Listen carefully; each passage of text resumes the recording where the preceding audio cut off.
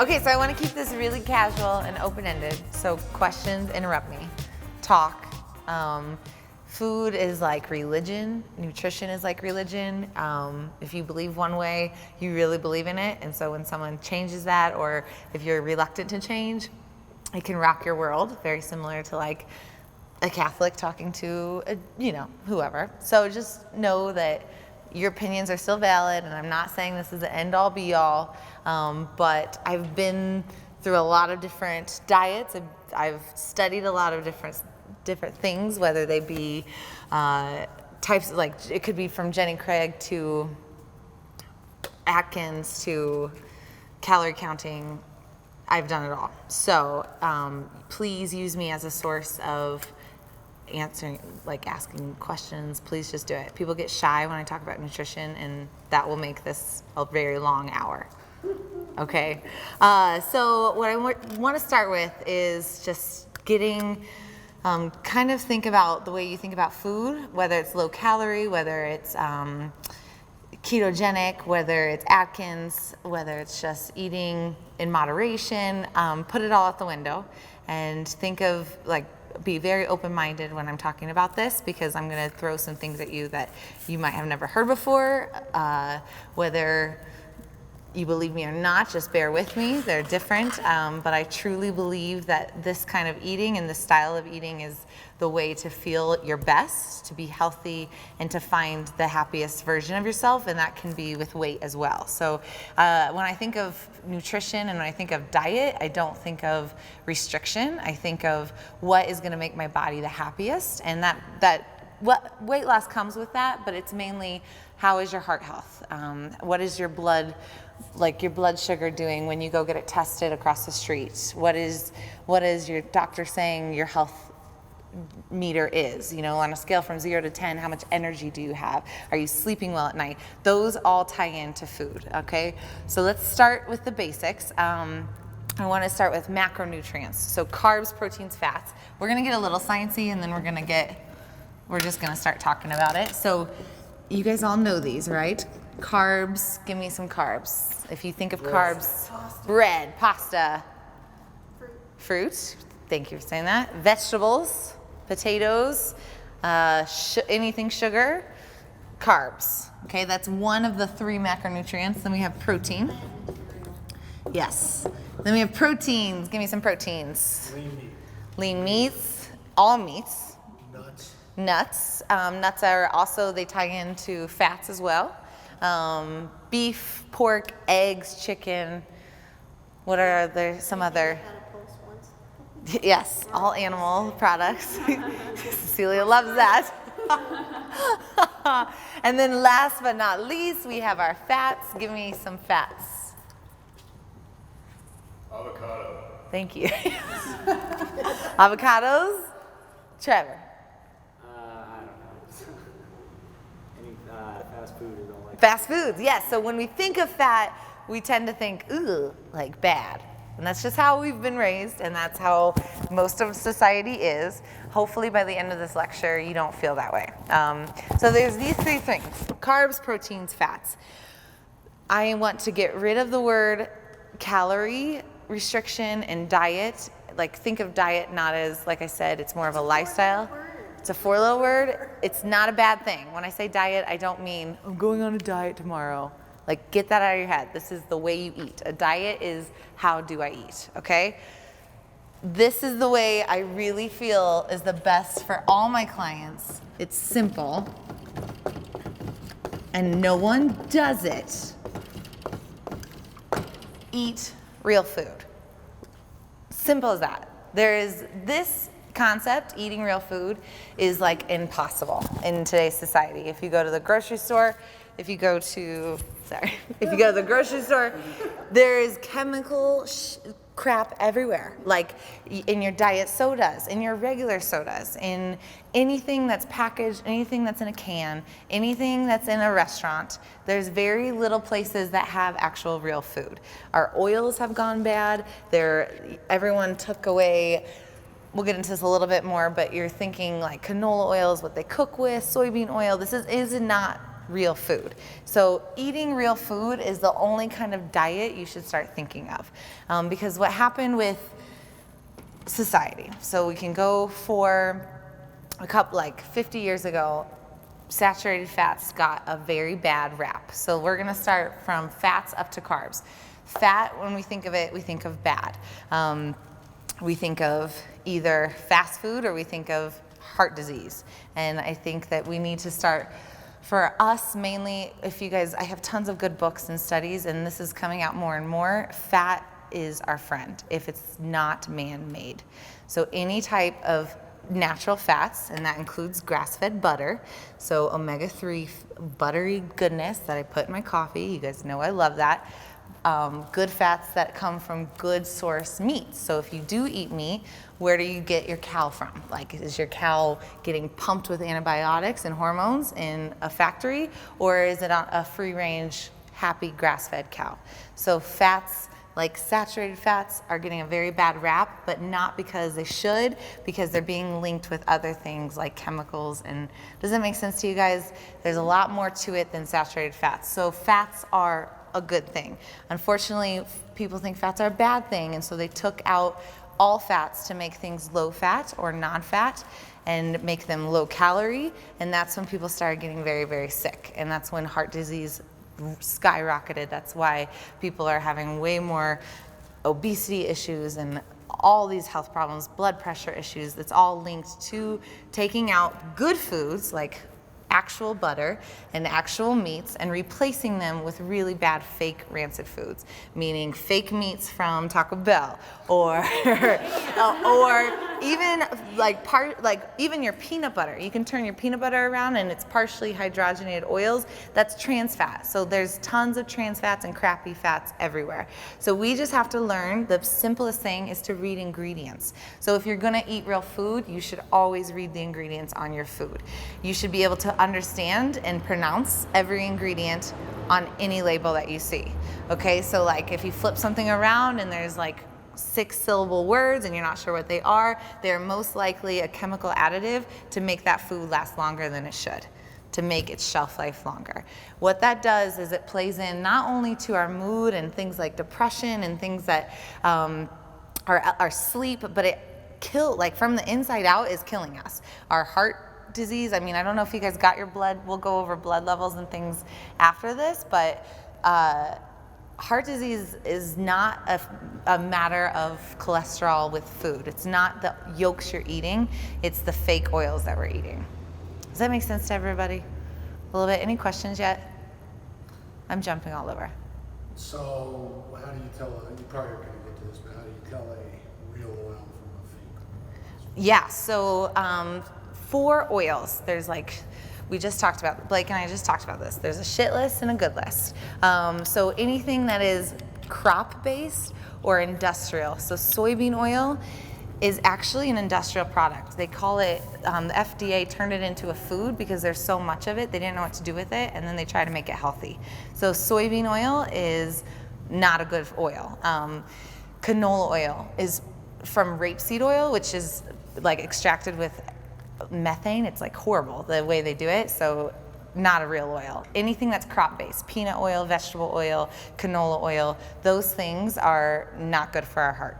The good stuff are ones that are stable, which are actually saturated fats. So what I cook with are coconut oils, which I've talked to you guys a lot about. If you have really bad cholesterol, according to the doctor, even though we'll talk about cholesterol, coconut oil is fantastic for that. I cook with lard. I actually use bacon grease and keep it in a jar and cook with that. Delicious. Avocado oil. So food, actual food oils. So think of anything that at room temperature is liquid and anything at cold temperature is solid. Okay. When it changes, that's good. When it doesn't change, it was chemically like switched, so it wouldn't change, so it lasts forever. Does that make sense? It's gross. It is gross. It's very gross, but we eat it every day. If you guys get a package of nuts over at Starbucks, it's nuts. It's healthy, right? There is usually canola oil, expeller pressed, hydrogenated oils in it to keep those nuts from going bad. So even little things that we think are healthy are stuffed with stuff that aren't healthy, okay? Olive oil. Olive oil is great if it's at cold temperature. So it doesn't do well when it's hot. So for heated stuff, I do avocado oil, good grass-fed butter, or I do lard. For salad dressings, olive oil is perfect. But just know that from the inside out, these oils that are meant to be low calorie and low fat are completely damaging our heart, and that's the reason why heart disease is so prevalent today. Proteins. So in order to build muscle, in order to function, we need a certain amount of protein in our diet. And of course, the best way to get this is from meat, animal products. That being said, it's not just deli meat from the counter, and it's not just going to, what's a horrible restaurant? I haven't been there. Like Santiago, isn't like Santiago's burritos? Yeah, like mass-produced meat is not the protein I'm talking about. That's the same reason. Taco Bell, yes, Taco Bell. That's not real meat. We still need to be very careful about the meat that we're eating, because what are your cows? What am I trying to say? The cows you eat, which I know sounds really like barbaric. The beef you eat, let's just say that. The beef you eat, what is it eating? Is it eating grains? Is it getting pumped with hormones? It's the same reason that we don't want to be stuffed with steroids and hormones. If we are what we eat. So just be aware, even though I say eat protein, eat eggs, like be very cognitive of where those eggs are coming from, where that protein is coming from. It plays a huge role in overall like mood elevation, and even it's been linked to kids' ADHD, and just it's pretty fascinating, getting rid of chemicals altogether. So eat your protein. How much protein should you eat? Does anyone know? I know some of you have talked to me, so you should know. Gram per body weight? Yeah, so gram per pound of body weight is ideal if you were trying to really build muscle. And what I mean, and I don't mean getting bulky, I just mean muscle tone. And so for girls on average, it's very tough, 100 grams or more at least. Are you guys close? No idea? For guys, if you're trying to build mass and build muscle, up to 1.25 grams of protein per every pound lean muscle mass. So that's just a good estimate of what you need. That means at every meal, maybe if you're eating 5 meals a day or 4 meals a day, 6 ounces of meat or 6 ounces of protein. That's usually about 30 ounces each. It can get you to 180 grams pretty quickly. Does that make sense? How much protein do you eat? I don't know. Okay, we'll look through your food log and we'll find out. Okay, and last but not least, before I go through your guys' food logs, carbohydrates. And this is the biggest thing, is that most of us, carbs are a great source of energy, but the thing is we sit at desks all day and we don't use that much energy. So we continue to eat more than we burn. And what happens is we end up storing, and then even more on a actual system level, when you are constantly giving yourself carbohydrates, there is this. So say I eat a big bowl of, what did someone have for breakfast? Raisin bran. Raisin bran. Not as bad as it could be, but so I had raisin bran, carbohydrates. No matter what kind of carbohydrate it is, it's broken down into sugar. So when your blood sugar goes up, your body releases insulin to bring that blood sugar back down. You eat, what did you have for lunch? Oh, God, I had a lean pocket. Lean pocket, okay. So, okay. So again, it's got some bread in it. It's got some cheese, a little bit of some meat. I don't know what it is. So again, your blood sugar goes up and your insulin is released from the body to bring that down. Over time, when you're constantly giving your body carbohydrates, more and more insulin is needed to bring this down, which causes your body to become insulin resistant. So it's not good. Very bad for your body. Systemic inflammation, meaning bad things start happening. Like Type 2 diabetes? That's like the worst of it, but even on a level of like, my energy is shit throughout the day. Like, how can I make this apply to you? You guys might not care about the type 2 diabetes, but I feel like crap. I can't sleep. It's 3 o'clock in the afternoon and I want to go home and I want to fall asleep on my desk. This is why. Carbohydrates are such an up and down energy source that we need to take them back. If we're not burning them off, if we're not chasing things like we used to in the day, then we need to somehow change this. And I'm not saying don't completely cross them out, but change your fuel source. So what I use protein and fats as my main source of calories, and my carbohydrates are in addition with vegetables, with fruits. Is that, you guys following that? Does that click for anybody at all? For you guys, for those who I've talked to before, I'm going to not pick on you a little bit, but I want to make this like actual realistic for people that are watching this. Why is this easier to get than these? Like, is it convenient? And it's okay. Like, it's cheaper. Yes. Cheaper. It's convenient. It's easier. It's like so affordable, and we crave them. There's nothing about carbohydrates that aren't delicious and amazing. In addition to that, we've been brainwashed to think that fat is bad for us. Yes, we have. Hence the, birth of low-fat, no-fat stuff, foods out there, which end up having more sugar in it instead of. Yes, for sure. We have been brainwashed. We have been brainwashed to take out fat, and in turn, we up the carbohydrates, which does nothing good for our systems. It's just causing a lot of health problems. So of course it's cheaper, and that's the thing, is that there's a really bad system going on where companies know that they can make Cheetos really addictive, and you'll come back for more. You can't just have one Cheeto. You can't just have like one cookie and a little, it's like we are craving those because we are actually addicted to them. Sugar is an addiction. Carbohydrates are an addiction.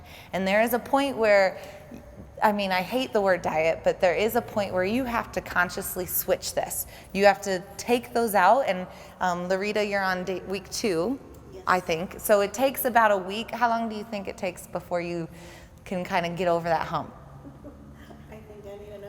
Maybe, yeah. Sometimes it took me 4 weeks. Sometimes it takes 6 months. There's always going to be that battle, but you will always feel like crap if you are doing the typical low fat and low carb. So you need to remember that fat is your friend, which is why I'm such an advocate of higher fat diets, because not only does it taste delicious and take away your cravings for the carbohydrates, it stabilizes your energy throughout the day. So instead of having these up-down crashes that you might be having at work, all of a sudden, I feel like I just woke up for 8 hours. You know what I mean? It's that very alert.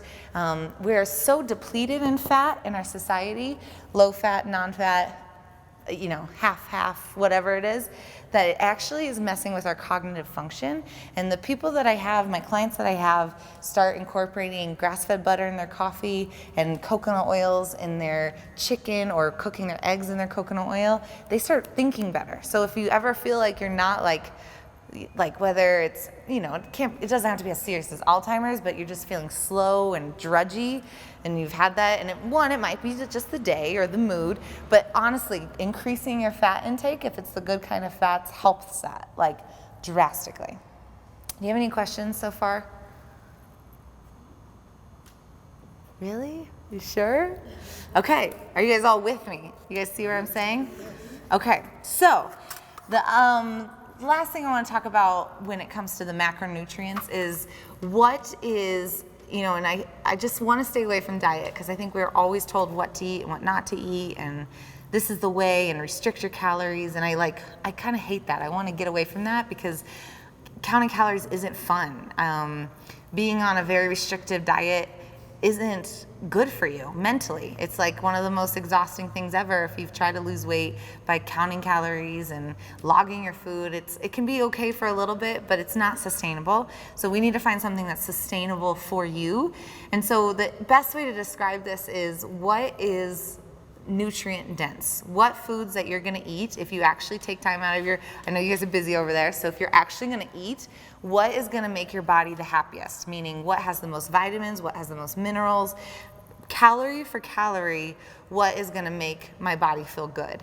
And on a micro level, carbohydrates, breads, pastas, grains, even whole grain, oatmeal, those are the lowest in nutrient density that you can find. period. They might have some fiber. Besides that, there's really nothing to them. So that's why even more emphasis on increasing your fat and your protein. Vitamins, minerals, eating the egg yolks, how much is in those like tiny little calories. The bang for the buck when you actually sit down and eat a meal when you're busy at work, make it count. Don't stuff yourself with carbohydrates that are just gonna spike your blood levels and drop you down and make you feel like crap and make you crave more Cheetos or cookies or bread or burritos or whatever you're having. Make sense? Okay, cool. So how do we eat for you and eat for health? The best thing to do is, I know, do you guys all want to take a break? Do some like, that's good. Yeah, you guys have been sitting all day. We'll foam roll after this, don't worry. So how do we eat for you? When you're making a plate and you want it to be just as convenient as getting carbohydrate, or like we all said carbohydrates are easy. Yeah. How do we make it as easy as Taco Bell? It's impossible, one, but we can try. So two, you have to food prep. You have to think about your food in advance. So whether that means cooking a dinner and then cutting half of it and having it for breakfast. Breakfast does not have to be breakfast foods. I hate that we think of breakfast as like, oh, that's not very breakfasty. Like, what is breakfast foods? Pop-Tarts? No. Bagels? Horrible. What else is there for breakfast? Muffins, waffles, cereal. That's the worst way to start your day. Why would you start your day with a giant chunk of sugar that spikes your blood sugar up and makes you feel like crap the rest of the day? You might feel good for like 20 minutes after you have it. You might feel really good, like in your happy place, like, oh, waffles, that felt so good. And then you're immediately going to plummet and have a really bad day at work because you cannot think right with that much sugar in your system. I don't care what you say. And you might think you're thinking right until you try it eating eggs and bacon for breakfast. And then all of a sudden, things are happening in your head. So whether it means taking leftovers for dinner and having them for breakfast or waking up 10 minutes early, boiling eggs is great for you guys. Boiled eggs can go anywhere and they last, I actually haven't figured out how long they last, but it's pretty long. I would say like a week and a half. I haven't gotten sick yet, and that's saying something. So a week and a half, right? Remember, like at Easter, you have tons of boiled eggs. They last forever. Easy to grab, and you could take 2 of them with a banana, and you would be fine. You would have protein. You would think better. The yolks have magnificent fats in them, and it would be way better than grabbing breakfast. What was some of your breakfasts today? What was your breakfast? Mine were eggs. Yes, love it. Way better than grabbing a Pop-Tart or a Special K bar. Yeah, or McMuffin from McDonald's. Okay, so planning ahead is important when you're trying to change your nutrition. But you guys all have heard that, I'm sure, correct? The more you plan, the better. Plan to prepare or prepare to fail or something like that. What is that called? Have you heard this? Prepare to plan or plan to fail. Yes, there you go. When you are in a situation where you can't make food, which I understand is it happens all the time. You're on the go, you are at a restaurant, at a work meeting, you don't know what to cook, you're at Chipotle. All I want you guys to think of is like making a plate in your mind. The first thing I always say to all of my clients is, where's my protein? Most of you guys probably don't get enough of it, and it makes you think better. It burns calories while your body is processing it. You need to make sure this part is a big chunk of protein. So whether you're at a restaurant and you need chicken breast, whether you want to get a steak, a hamburger with no bun, where is your protein? Okay? Easiest thing you can get at any meal, because you can get this at Chipotle, you can get this at the barbecue place across the street. I don't know about Carl's Jr. I don't know if I can support that. I don't know if I can support that, but it's anywhere. So then number 2 is we still do need carbohydrates. I'm not saying completely take them out. The main thing we have not talked about are vegetables. The importance of vegetables at every meal. You might take a multivitamin, but you probably piss it out. Like, no offense, but there's no science that says that multivitamins actually do anything for your body. Eating real food, again, going back to the basics, will be the best way to get all your minerals, all your vitamins, and make you feel better. So always making sure that you have a vegetable at every meal. And I even do this at breakfast. If it creeps you out to have vegetables at breakfast, make bacon and put kale on top, and you will always have vegetables at breakfast because it's delicious. Okay? Who had vegetables for breakfast today? Trying to think, did I? It's a hard thing to do. Switch it at every meal. Who's had vegetables today? Oh my goodness. Thank you.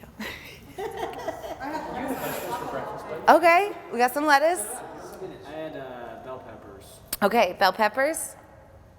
Okay. And mashed That's good. No comment? Okay. I had a tomato and onions and lettuce on a burger and then Okay. Better than no, I mine. had a black bean burger. Ooh. Beans aren't vegetables. But you, we're gonna take that lettuce. I'm gonna appreciate that lettuce. So the importance of vegetables at every meal, you can get them frozen. Like I do organic bags of frozen vegetables at Costco are like $5 for 6 pounds. And you can microwave them in it's the quickest, easiest, cheapest way because I tend to get very ambitious and get tons of vegetables and they all go bad. That's very common. And so the best way to do that is get frozen. Organic frozen is just as nutritionally dense as any kind of fresh. So I'm hearing frozen vegetables are okay. As long as they're organic, because they're picked at the prime. What And about- canned, no. What about the steam bags? Because I do that a lot, but that actually kind of makes me nervous steaming a bag of plastic for like 6 It does, minutes. yeah. And the steam bags, they actually have like fake oils that we talked about earlier. So it's like margarine mixed with a bunch of creepy preservative spices, and it's cheaper and better for you to get your own bag of just vegetables, throw it in a cup or a bowl and put it in a microwave, and then drizzle olive oil and pepper on top, and it tastes better. And so then you're getting rid of the crappy oils, and then you're actually having good fats, so it'll fill you up better too. That's a good way to do it.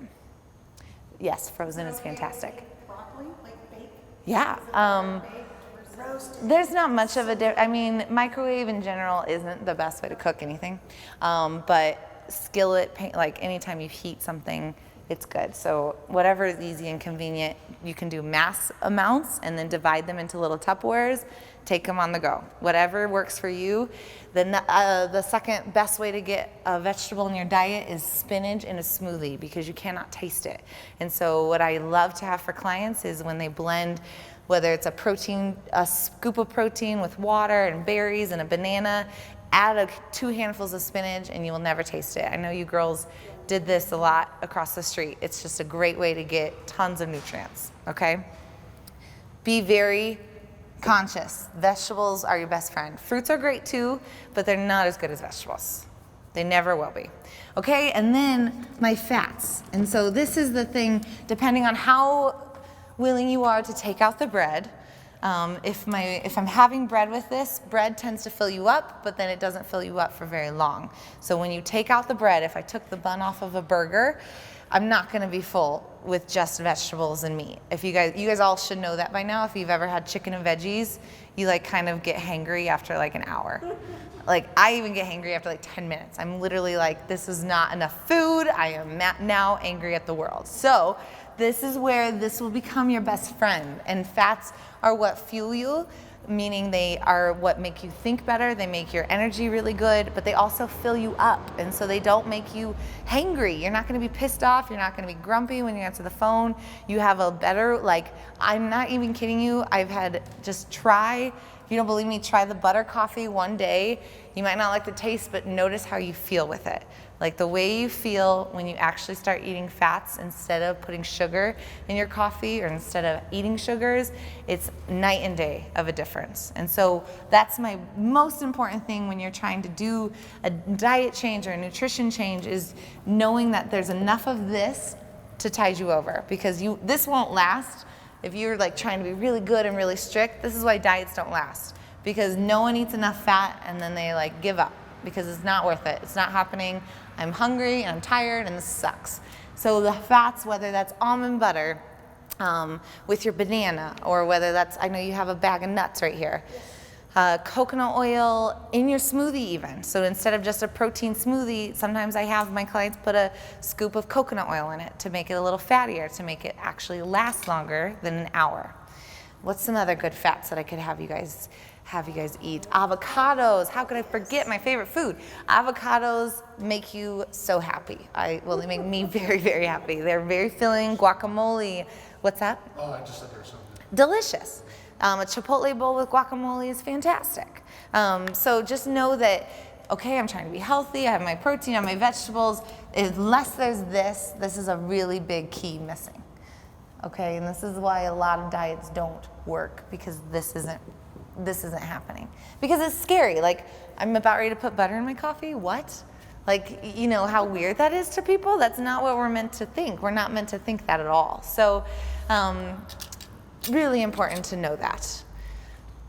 Last thing I want to talk about is a little bit more on fats. And so it's like my favorite subject, you know, meaning omega-3s and omega-6s and the importance of fish oils and the importance of making sure that you know the quality of your meat.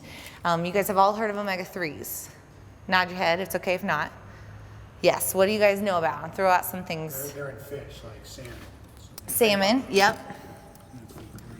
Who here takes a fish oil supplement? 1, 2. Who here has thought about it? Okay, cool. Let me explain. Nope. I'm going to explain why.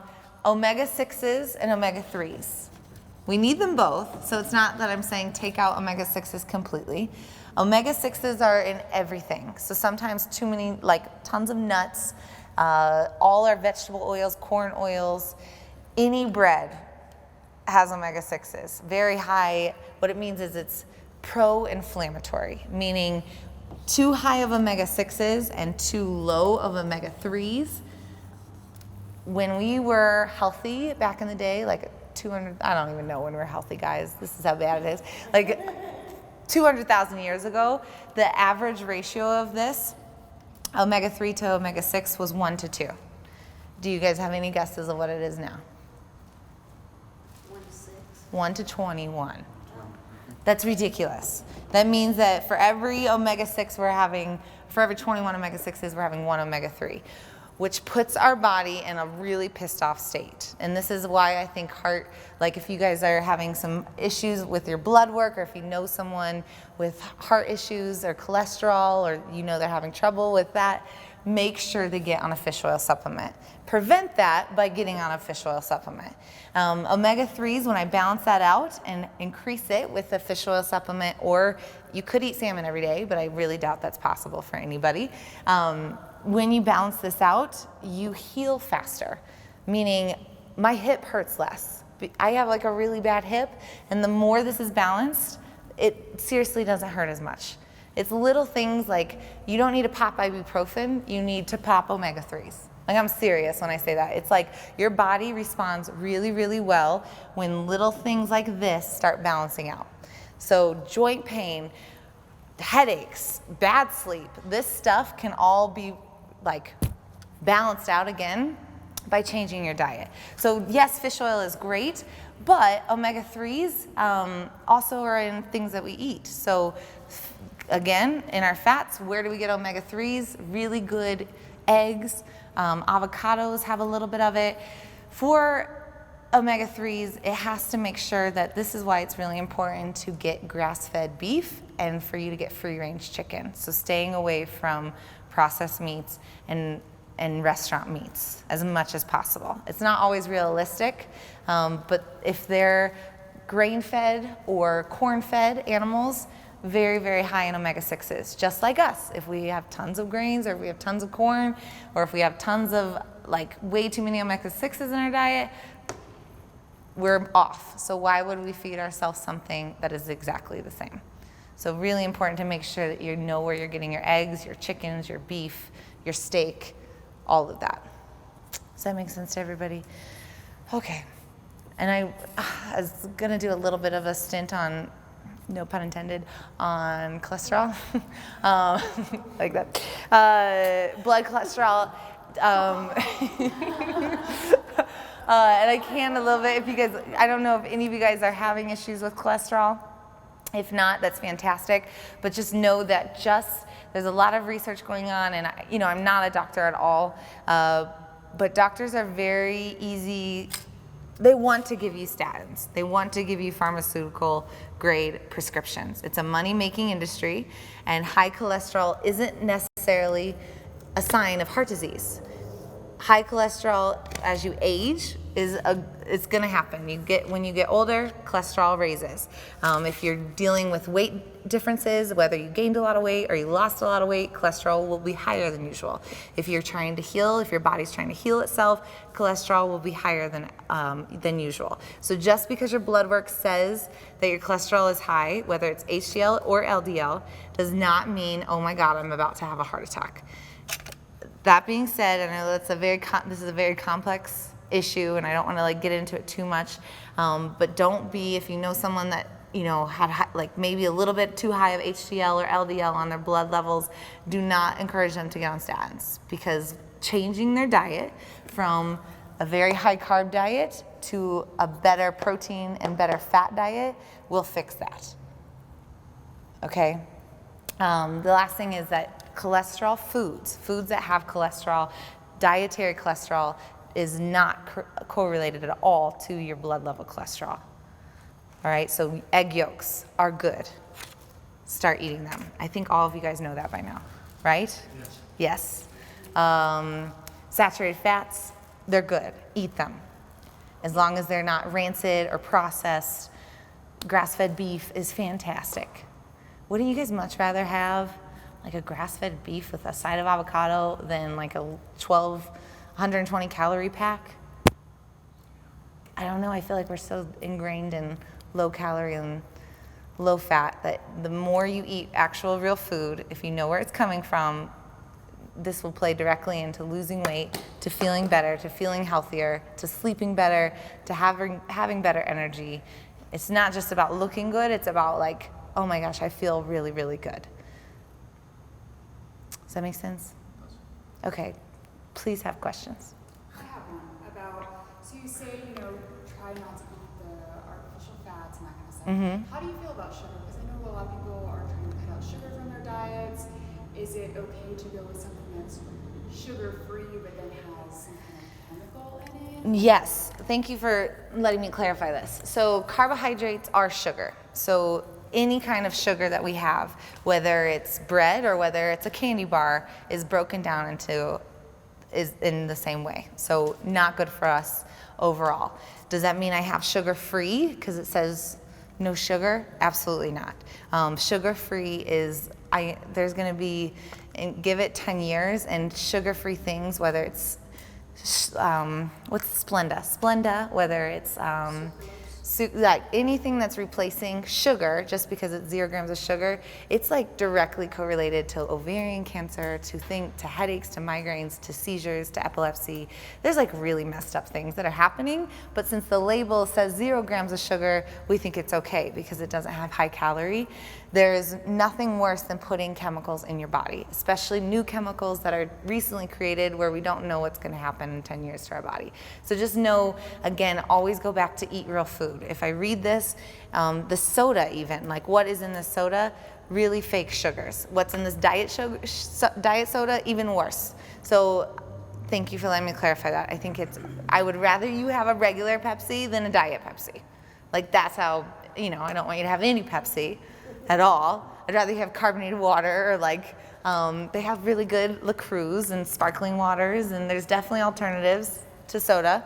But if you're gonna have soda, don't get addicted to the diet. When you are addicted to the diet soda, it makes you crave sugar more.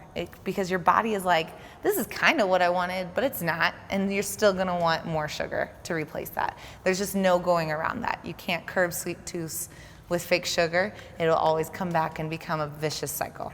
Would you put stevia in that category too? So stevia is a plant-based, so no. In moderation, I have a protein powder that has stevia. I like droplets of stevia. That's fine. You can still kind of almost taste the artificialness of it, and so you can overdo it, but I think it's fantastic. It doesn't spike your insulin. Honey in moderation is awesome. I think that it's a great way to get rid of that curbing of the sweet tooth without overdoing it and having a sugar coma because you just ate a whole birthday cake. You can have a birthday cake today though, because it's your birthday. So, just know anytime you're looking at stuff, like if it's trying to be sold as a health product, if it's trying to say it's low calorie, it's gonna make you fit, it's most likely bullshit. Like there's just a huge money-making industry in being healthy and getting fit and losing weight, and it's just ridiculous because it's ruining us in a very bad way because it makes us crave worse things, and all of a sudden we are unhealthier, we're gaining weight, and our blood work, meaning from the inside out, our heart health is worse.